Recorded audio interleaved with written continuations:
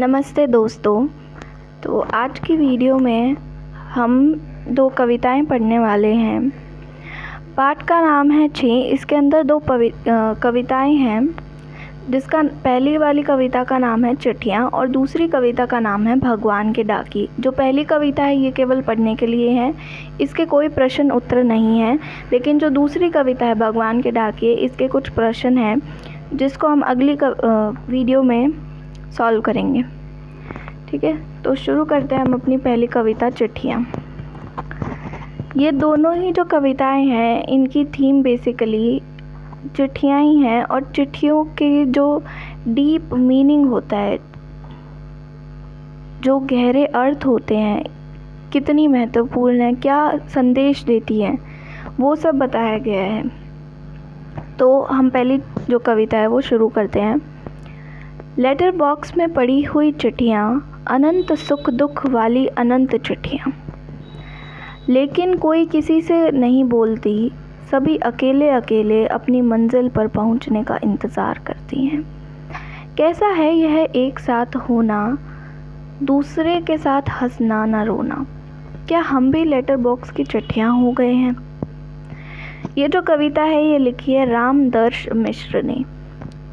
इस कविता की व्याख्या कुछ ऐसे होगी कि जो लेटर बॉक्स क्या होता है, जो ये पिक्चर के अंदर शो किया गया है, जिसके अंदर हम अपनी जो चिट्ठी है उसको पोस्ट करते हैं, उसको लेटर बॉक्स बोलेंगे। इसके अंदर पड़ी हुई चिट्ठियाँ, बहुत सारी चिट्ठियाँ होती हैं उसके अंदर, अनंत सुख दुख वाली अनंत चिट्ठियाँ। इनके अंदर हम अपने कुछ हैप्पी मोमेंट्स शेयर करते हैं अपने जाने पहचाने लोगों के साथ, तो कहीं अपने सैड मोमेंट्स लिखते हैं वाली अनंत चिट्ठियाँ। और उसके अंदर अनंत चिट्ठियाँ यानी कि अगणित चिट्ठियाँ होती हैं, बहुत ज़्यादा चिट्ठियाँ, अनगिनत चिट्ठियाँ, लेकिन कोई किसी से नहीं बोलती।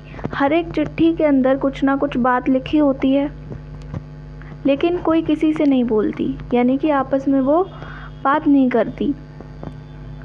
अलग अलग कहानियाँ लिखी होती हैं, अलग अलग किस्से लिखे होते हैं उसके अंदर। सभी अकेले अकेले अपनी मंजिल पर पहुंचने का इंतज़ार करती हैं। जिस भी एड्रेस पर उन्हें भेजना है, सब अकेले अकेले अपनी मंजिल पर पहुंचती है और उस लेटर बॉक्स में पड़े हुए उस मंजिल पर पहुंचने का इंतज़ार करती हैं, जिस भी व्यक्ति के हाथ में वो जाएंगी। कैसा है यह एक साथ होना, कि एक साथ होकर के भी वो आपस में ना तो बोलती हैं, इतनी सारी चिट्ठियों के साथ घिर के भी अकेली अकेली महसूस करती हैं। दूसरे के साथ हंसना न रोना, ना ही तो वो हंस सकती हैं ना ही वो रो सकती हैं, यानी कि वो उनके अंदर जो अनंत बातें लिखी हुई हैं, जो किस्से लिखे हुए हैं, सुख दुख के जो किस्से लिखे हुए हैं, वो उस सुख के किस्सों पर हंस भी नहीं सकते, खुश नहीं हो सकती है, ना ही उन पीड़ाओं के जो पीड़ाएं लिखी गई हैं उन पे वो खुलकर रो भी नहीं सकती है। आखिर में कवि लिखते हैं, क्या हम भी लेटर बॉक्स की चिट्ठियाँ हो गए हैं। इससे क्या मतलब है इस लाइन का, क्या हम भी लेटर बॉक्स की चिट्ठियाँ हो गए हैं, यानी कि क्या हम भी भीड़ में रह कर के अलग हो गए हैं। एक तरीके से ये सवाल है कि हम इतने सारे लोगों के साथ, इतने हमारे आसपास हम घिरे हुए हैं लोगों से, फिर भी हम अलग हैं, फिर भी हम अकेले हैं, हम अपने आप को अकेला पाते हैं।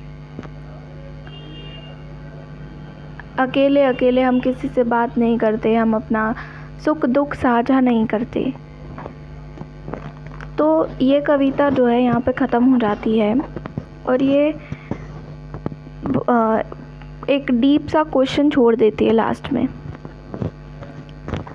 अब हम अपनी अगली कविता जो है उसको शुरू करते हैं, जिसका नाम है भगवान के डाकिए। मुझे उम्मीद है कि आपको पहले वाली कविता समझ आ गई होगी। अगर अभी भी नहीं आई है या आपकी कोई डाउट है तो आप उन्हें कमेंट सेक्शन में लिख सकते हैं। मैं कोशिश करूँगी कि आपके जो भी डाउट्स हैं उन्हें सॉल्व कर सकूँ। अब हमारी जो मेन कविता है भगवान के डाकिए। इसे शुरू करते हैं। पक्षी और बादल ये भगवान के डाकिए हैं जो एक महादेश से दूसरे महादेश को जाते हैं। हम तो समझ नहीं पाते हैं मगर उनकी लाई चिट्ठियाँ पेड़ पौधे पानी और पहाड़ बाँचती हैं।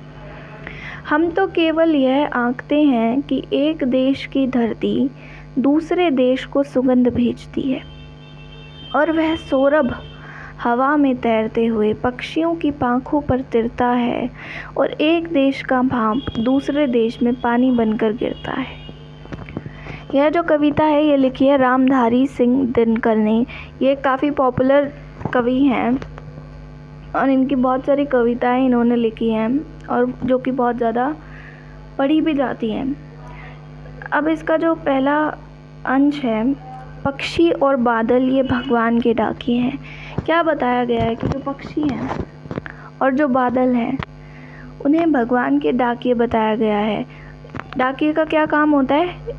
एक जगह से दूसरी जगह कोई संदेश पहुंचाना या कोई वस्तु पहुंचाना। ये इन्हें कैसे बताया गया है? पक्षी और बादल ये भगवान के डाकिए हैं जो एक महादेश से दूसरे महादेश को जाते हैं। महादेश का होता है कॉन्टिनेंट। जैसे एशिया एक महादेश है, ऐसे ही अफ्रीका एक महादेश है। महादेश होता है बहुत सारी कंट्रीज़ का एक बड़ा सा समूह, बहुत सारे देश जब मिलते हैं तो उसे महादेश बोलते हैं। हम तो समझ नहीं पाते हैं मगर उनकी लाई चिट्ठियाँ पेड़ पौधे पानी और पहाड़ बाँचते हैं। हम नहीं समझ पाते हैं ये जो चिट्ठियाँ, ये जो पक्षी और बादल लेकर के आते हैं वो हम नहीं समझ पाते, आम मनुष्य नहीं समझ पाते हैं। लेकिन पेड़ पौधे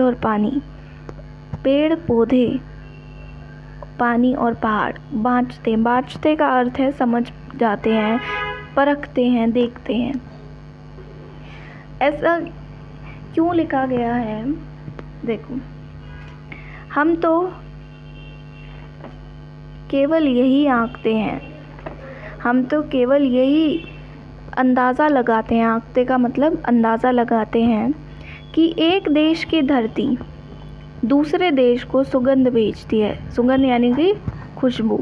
एक देश की धरती दूसरे देश को सुगंध भेजती है, अच्छी खुशबू भेजती है और वह सौरभ हवा में तैरते हुए, सौरभ भी खुशबू ही होती है और वह खुशबूदार हवा और वह सुगंध हवा में तैरते हुए पक्षियों की पांखों पर तिरता है। पांखों यानी कि पंख। पक्षियों के पंखों में हवा में तिरता है, तैरता है और एक देश का भाप दूसरे देश में पानी बनकर गिरता है। इस कविता ये जो कविता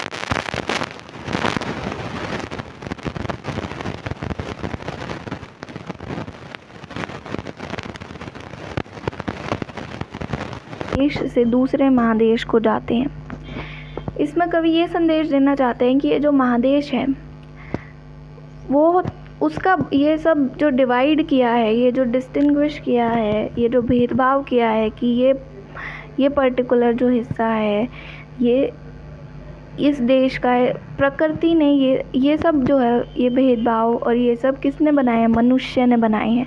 प्रकृति कभी भेदभाव नहीं करती है।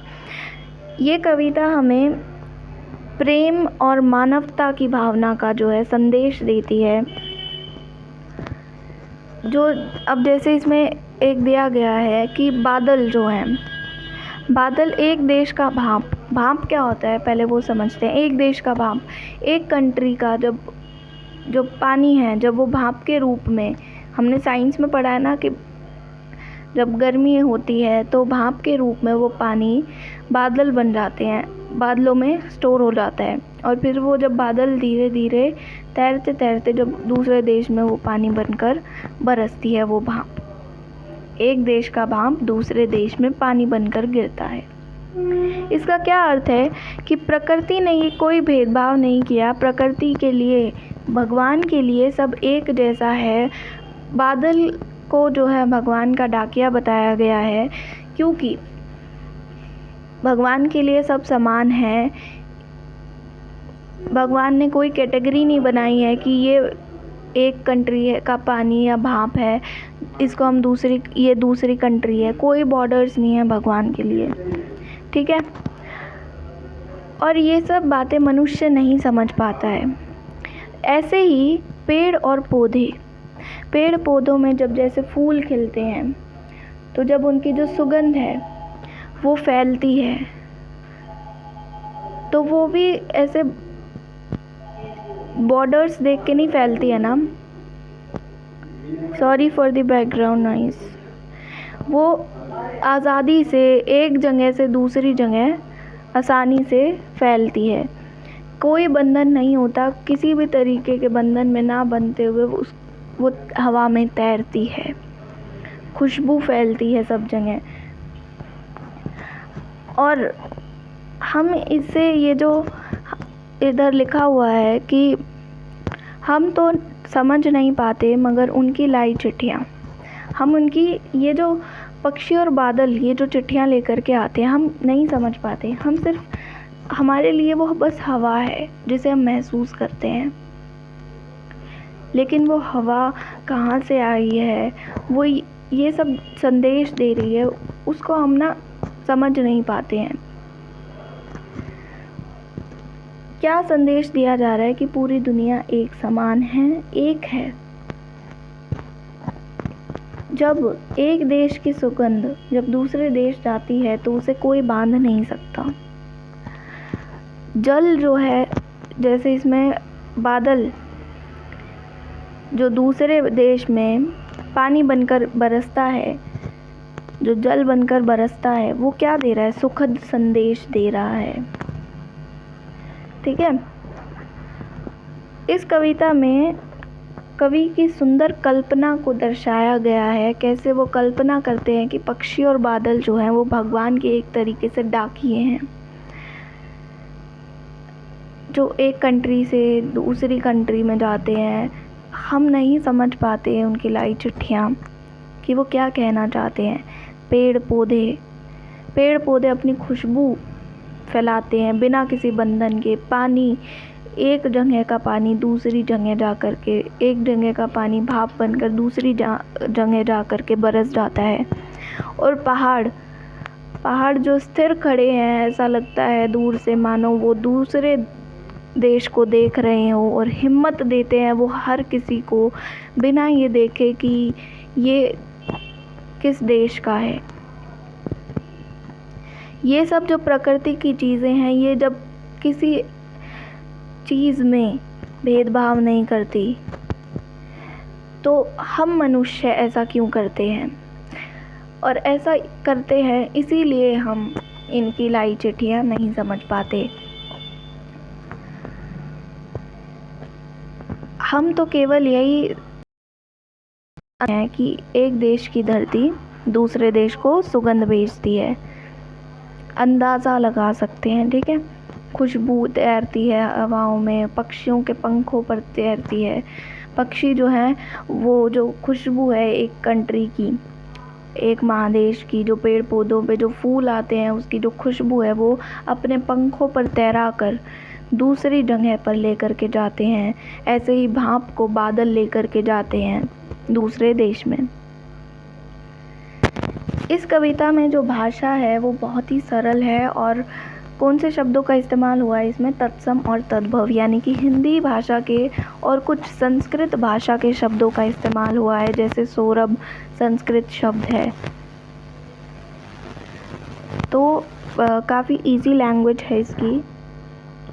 ये कविता वही सेम मानवता, प्रेम की भावना, सद्भावना का संदेश देती है, सुखद संदेश देती है, सुंदर कल्पना को दिखाती है, आज़ादी से कैसे जिया जाए, बंधन मुक्त संदेश, यही सब संदेश ये कविता देती है। मुझे उम्मीद है कि आपको ये कविता भी समझ आ गई होगी। इस कविता के जो भी प्रश्न उत्तर हैं वो हम अगली वीडियो में डिस्कस करेंगे।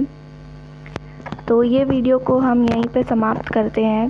अगर आपका कोई डाउट है तो आप उसको कमेंट सेक्शन में लिख सकते हैं, और मैं अपनी साइड से कोशिश करूँगी कि मैं आपके हर एक डाउट को सॉल्व कर पाऊँ। आपका बहुत बहुत धन्यवाद, आपका अपना कीमती वक्त देने के लिए। और आप सब्सक्राइब बटन को दबा सकते हैं और बेल जो आइकन है उस पर भी क्लिक कर दीजिए, ताकि हमारी आने वाली किसी भी वीडियो की नोटिफिकेशन को आप आसानी से प्राप्त कर सकें। और अगर आपको ये वीडियो पसंद आई तो इसे लाइक करें और अपने दोस्तों के साथ इसे शेयर करें। बहुत बहुत धन्यवाद।